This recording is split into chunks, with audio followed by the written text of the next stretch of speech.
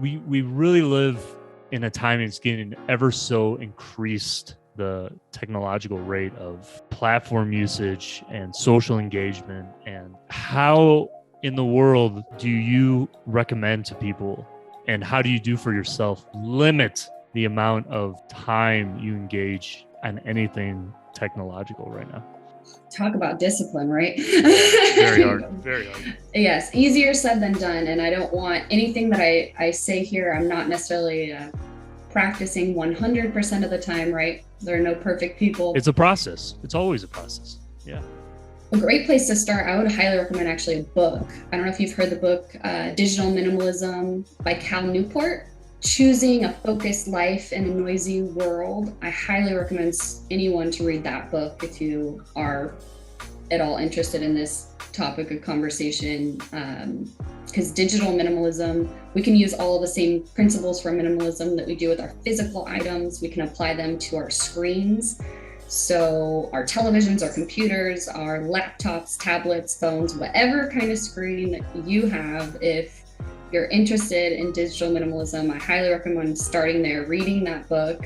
I always say when my digital life is decluttered, my real life goes better. I'm able to find what I need. I no longer feel like I used to feel like I was always on call. That's what I call it. When you always have your phone on you, like you have some job, you have your regular job, but then, your family's contacting you, your friends are contacting you. I just felt on call, like this constant urge to check text messages and emails. And I just let that go. I no longer feel like I need to do that. I won't do that. Sometimes people get upset because they're on call. That's okay. We use and navigate technology differently. I think like my family just had to get used to it. It was a big shock because I was always that person that if you needed me, I'm immediately answering. But then, I want to be helpful. I want to be there for people when I can, but you have to have those boundaries or else you'll never get to spend your time how you want to. You won't really meet any of your goals because you'll always be pivoting to that next thing that needs your attention, whether that's a text from a family member that needs help or whether that's just some ad, right? So I would say just not feeling like you need to be on call. I was worried that if I wasn't on these platforms, all these social media platforms all the time, I think maybe that's where a lot of other people have fear as well, is like, well, then I'm not connected. But I would say my relationships are more connected because I'm not focusing on the quantity of communication. I'm not trying to necessarily know what you had for lunch on Instagram, but when we are talking, we're having these deep, insightful conversations. So I feel more connection and love. The relationships that were meant to flourish have gotten stronger, whereas I don't think I need to stay in constant communication with everyone that I went to high school with on Facebook.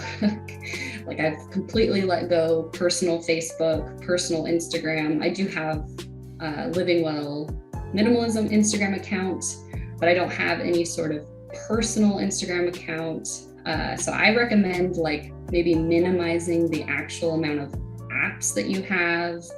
Or you could declutter your pictures or your videos on your phone. You could take a device detachment challenge, is I think what Cal Newport calls it. So you could choose for you, it might be a whole week off of all devices, right? If you can do that, more power to you do that. But I'm thinking of parents, people who might have a job where they have to be having their phone on them. Maybe that could look like just checking at certain time intervals, like just 8 a.m. or just 8 p.m. You can really do a device detachment challenge to fit your lifestyle.